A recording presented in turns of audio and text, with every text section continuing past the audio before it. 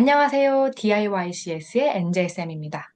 저번에 올렸던 KSF 관련 포스팅 반응이 좋아서 이번에는 KSF, 교내 사이언스 페어나 소논문 같은 이런 프로젝트의 장점, 특히 DIYCS 같은 컴퓨터 학원에서 왜 이런 프로젝트를 진행해야 되는 이유에 대해서 한번 이야기해 보려고 합니다. 첫 번째, 컴퓨터는 모든 과목의 베이스다. 많은 부모님들께서 이 말에 대해서 동의하실 거라고 생각해요. 4차 산업혁명이 이제 지나면서 컴퓨터 역할이 많이 바뀌었죠. 예전에는 컴퓨터 학과나 전기, 전자, 공학을 전공하는 친구들만 배우는 과목이었다면 지금은 컴퓨터가 약간 영어 같은 필수 스킬이 된 것 같아요. 컴퓨터를 기반으로 하고 나서 자신이 관심 있는 전공을 얹어 이렇게 스템, 융합형 인재로 성장하는 것을 사회가 원하고 있어요. 실제로 저희 학원도 요즘 대학생 수업이 되게 많아지고 있어요. 여기서 특이한 점은 컴퓨터 학과나 전기, 전자, 공학과가 아닌 생물학, 토목공학, 의대생 등 다양한 전공 학생들이 컴퓨터를 배우러 오는 일이 많다는 거예요. 컴퓨터를 배우지 않고 입학했지만 대학에 가니까 1학년 때부터 컴퓨터를 배워야 하는 경우가 많다고 합니다. 그리고 이를 바탕으로 융합된 결과물을 만들어내야 된다고 하더라고요. 이런 흐름을 볼 때 전공과 상관없이 컴퓨터를 배워두는 것이 나중에 대학을 가더라도 큰 이점이 될 수 있다고 생각해요. 그래서 리서치나 소논문을 적더라도 컴퓨터 기반으로 배운 상태에서 진행하는 것이 훨씬 유리하고 DIYCS 같은 컴퓨터 전문 학원에서 스템 관련 프로젝트를 하는 것이 효과적이라고 생각합니다.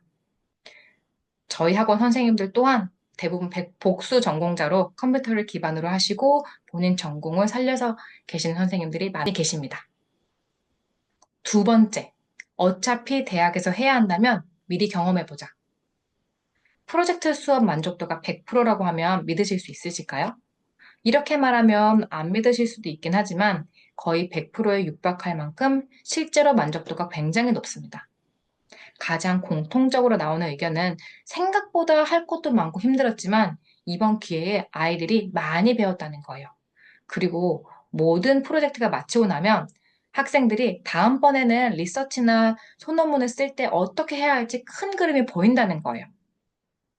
실제로 했던 상담 사례를 하나 말씀드리자면 한 어머니께서 학생이 선생님 도움 없이 혼자서 소논문을 작성했다고 하는데 이를 제출한 사이트에서 결국 리젝 통보를 받았고 이를 고칠 수 있는 방법이 없냐고 저희한테 의뢰가 오셨어요. 혼자서 하다 보니까 가설을 세우고 변수를 설정하는 과정에 익숙치 않아서 결과가 매끄럽지 못하게 나온 거더라고요. 이건 처음부터 설계를 다시 해야 됐기 때문에 저희가 완성된 이 소논문을 고치는 건 불가능했어요. 그래서 저희가 죄송하지만 어렵겠다고 이제 말씀을 드렸었는데요. 이 학생은 좋은 경험을 하긴 했지만 열심히 시간과 노력을 들여 만든 결과물이 원하는 성과를 내지 못해서 아마 좀 아쉬웠을 거라고 생각이 들더라고요. 이렇게 혼자 하는 친구들은 열심히 한 노력에 비해서 조금 아쉬운 결과를 얻을 수도 있어요. 그렇기 때문에 처음 한 번은 선생님 가이드 받으면서 이렇게 주제를 정해보는 것이 좋다고 생각해요. 막상 주제는 너무 멋있는데 데이터가 없거나 결과가 빈약하게 나오는 경우도 있고, 주제는 그냥 그렇지만 학생선에서 되게 창의적으로 가설을 잘 세운 결과 모델도 만들 수 있거든요. 이건 해보지 않으면 경험이 어려운 거라서 이렇게 처음 리서치나 프로젝트, 소논문을 적는 친구들이라면 많이 배울 수 있을 거예요. 아마 대학생이나 대학원에 진학하게 되면은 소논문이나 리서치는 많이 쓰게 되겠죠? 물론 그때 가서 배워도 충분하겠지만 이미 한 번 경험해본 친구랑 그렇지 않은 친구의 자신감과 결과는 확실히 차이가 날 거라고 생각해요. 어차피 언젠가 해야 할 거라면 선생님과 방향을 잡고 가이드 받으면서 하는 것이 더 흥미롭고 완성도도 높아질 거라고 생각합니다. 세 번째, 나만의 스토리를 만들 수 있다. 이 부분이 가장 중요하다고 생각하는데요. 해외 대학의 입시는 결국 자신만의 활동을 이유 있게 잘 연결해야 되는 과정이라고 생각합니다. 그리고 이를 잘 보여줄 수 있는 것이 KSF, 리서치, 소논문 등이라고 생각해요. 커먼 앱의 이씨 활동은 20개나 적어야 되다 보니까 부모님들이 뭐 활동을 닥치는 대로 학생들 시키는 경우가 많으세요. 하지만 입시가 가까워질수록 아이들이 어떤 활동을 좋아하고 어떤 길로 가야 되는지 점점 뚜렷해지면 이제 그때 가서 이제 활동 정리하려고 보다 보면 이미 했던 것들이 긴밀하게 연결되지 않아서 난감한 경우가 많습니다. 그래서 저희는 주제를 정할 때 항상 학생들이 이전에 했던 활동들을 먼저 확인하고 그 활동들을 엮을 수 있는 주제를 선정해요. 이 과정이 생각보다 시간이 엄청 많이 들어가고 선생님 공도 많이 들어가지만 가장 중요한 부분이라고 생각합니다. 그리고 이것이 저희 학원의 강점이라고 생각하기도 하고요. 이렇게 크게 세 가지를 한번 이야기해 봤는데요. 마지막으로 어머님들이 초반에는 가격이 생각보다 있네라고 말씀들 하세요.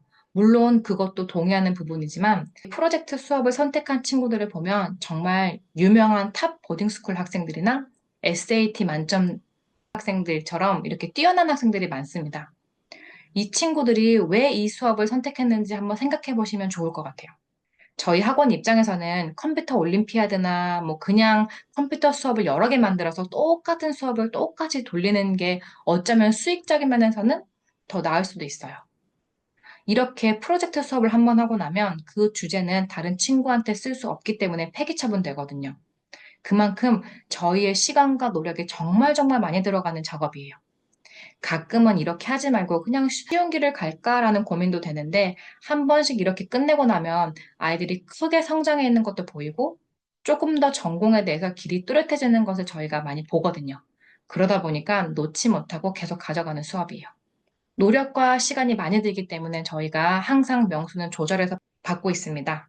그렇기 때문에 혹시 관심 있는 분들은 미리미리 연락 주셔서 어떻게, 언제쯤 시작하고 어떻게 만들어가지에 대해서 미리 의논해 주시면 감사하겠습니다.